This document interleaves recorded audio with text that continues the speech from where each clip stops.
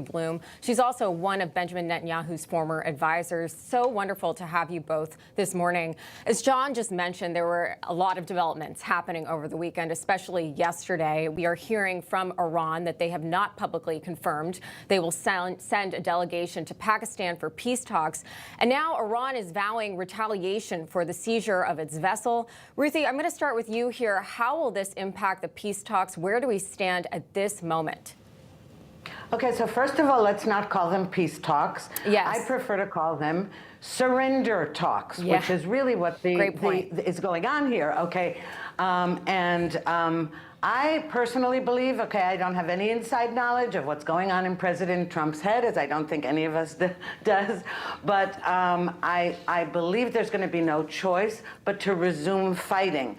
Because you see, Iran, whoever the leaders are, it really doesn't matter. At the moment, they're still the radical jihadists, as are in Lebanon, Hezbollah, and Hamas in Gaza. And their idea is you do not make deals with so-called infidels.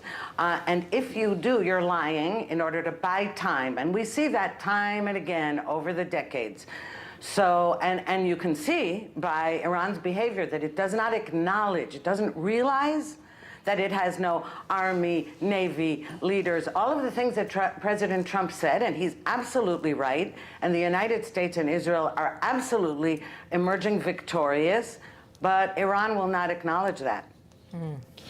You know, Ryan, Friday was, in my view, it held optimism with regard to, you know, the market's reaction to, you know, being willing to come to the table, I should say, and resume talks to settle things. And as Ruthie said, Iran surrendering to some degree. So over the weekend, as we just mentioned, a lot of things happened. So what is your viewpoint? Because the April 22nd deadline of that ceasefire deal is set to expire. You're absolutely correct. I can tell you this. I think this shows that there's people in Iran who think they're in charge, and there's people in Iran who are actually in charge.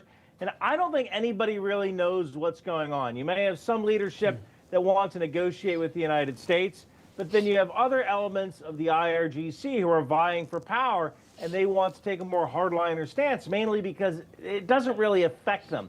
If you have people who believe that if you become a martyr, you go straight to heaven, that's a little at odds with what people who are meeting in Pakistan want to bring to the table. So I think this shows that you have multiple factions vying for power and absolutely chaos in the leadership in Iran. Well, President Trump on Truth Social saying this, quote, "We're offering a very fair and reasonable deal, and I hope they take it, because if they don't, the United States is going to knock out every single power plant and every single bridge in Iran. No more Mr. Nice Guy." And United States Ambassador to the United Nations, Mike Waltz, saying over the weekend, quote, "Everything is on the table, and the president has made it very clear that he is willing to escalate, to de-escalate." So, Ruthie, how do you see this all playing out? Will President Trump get the Iranians to give in and get the deal that the U.S. wants? Well, you know, it's interesting because, ironically, to Western ears, what President Trump said is, you know, I'm giving you a fair deal, so take it, and otherwise I'm going to blitz, okay? To Islamist ears, radical Islamist ears, the first part, I'm giving you a fair deal, is an opening to believe and to fight to the death, to say no. You know, they would hear the threat and believe it, but the trouble is the deal part. And so I really don't see any alternative. By the way, they are doing their best to humiliate President Trump. If you heard the recording of the Iranian in charge of the Strait of Hormuz that would not let the ships go through, he said, "I take orders from Imam Khamenei and not some idiot, some tweets by some idiot."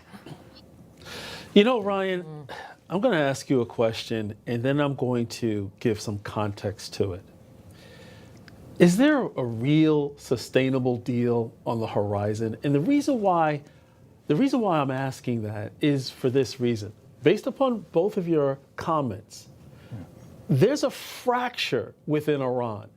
So any deal with this current delegation that's going to, let's say, Pakistan, if a deal is brokered and there's other fragments who resist this opportunity and try to do everything possible to undermine it, to Ruthie's earlier point, it might bring us right back to square one, where we might have to actually resume bombing and possibly put boots on the ground to wipe out the opposition. What say you? This is why I like coming on Newsmax. That's actually a very, very good point. Yeah. Look, you can kill your way out of the problem. And I think that the Iranians are so used to speaking with the U.S. when it comes to negotiations that we may have kind of walked them into a trap thinking that President Trump is like the other 7 presidents who dealt with Iran. And so we may have realized this and said, all right, you know what? We're going to negotiate with you. We know these negotiations aren't going to work. And meanwhile, we are going to start turning things off. We're going to turn off your oil. We're going to turn off your lights. We're going to turn off all of your bridges. And I think the idea here is that eventually what's going to happen is China will go to Iran and say, knock this off. We are not losing 20% of our energy because you want a nuclear weapon. And that's when the actual deal will get made, or the people will eventually overthrow the regime. But that is an excellent question. Let's turn to what Americans are saying right now. They are looking at the war and basically seeing that, according to a McLaughlin poll, they're finding that voters back Trump on Iran, with a solid majority of likely voters saying military action is justified to protect American lives. So a clear majority of voters here, 61%, believing Iran would use nuclear weapons against the United States, its military, or its allies if given the chance. This despite relentless opposition from left-leaning media, Ruthie, as well as from the right-wing podcasters, the Tucker Carlsons of the world, Megyn Kelly's, Candace Owens. They are really putting forth a narrative that you're from Israel. We're hearing this narrative from them that Israel dragged the United States into this war. Could you analyze what we're seeing right now in terms of this breakdown in the American public? Well, you know, it's not surprising because within Israel, we also have our far leftists who buy into the enemy narrative. What we don't have so far, anyway, hopefully we won't, are the podcast bro right-wingers. In Israel, the right-wingers, if they are opposed to any part of the war, they feel that the government is too weak, not too belligerent. And that brings us to the word that the European leaders said. They're going to help in the Strait of Hormuz, but not the belligerent parties. This is an inversion of morality. The belligerent party is not the United States, and I think most Americans understand that. You know, Ryan, we know the left is going to left, to actually take a phrase from Trump Jr., Donald Trump Jr. The situation is this. We've been hearing every other day we're very close to surrender talks, peace talks, however you want to define it. But at the same time, we see things going in the opposite direction. And then right back 2 days later, the markets are up. Why? Because oil is down, because there's a positive sign ahead.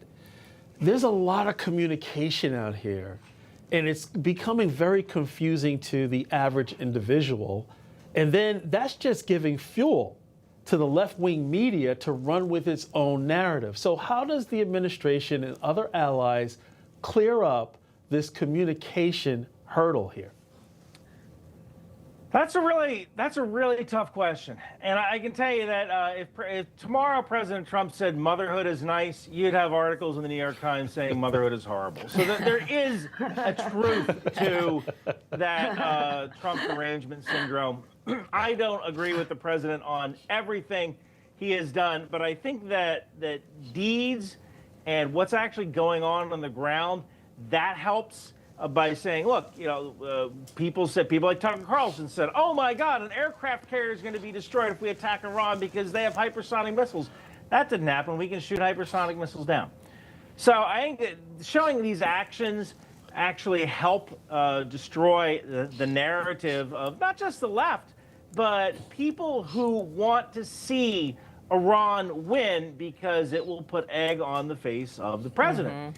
And another thing we could do, and I am a big believer in this is one of the first conflicts in recent memory where we haven't actually put embedded journalists on ships and in Air Force units and in military units, and that would help a lot as well, just by showing the average life of a soldier or a sailor.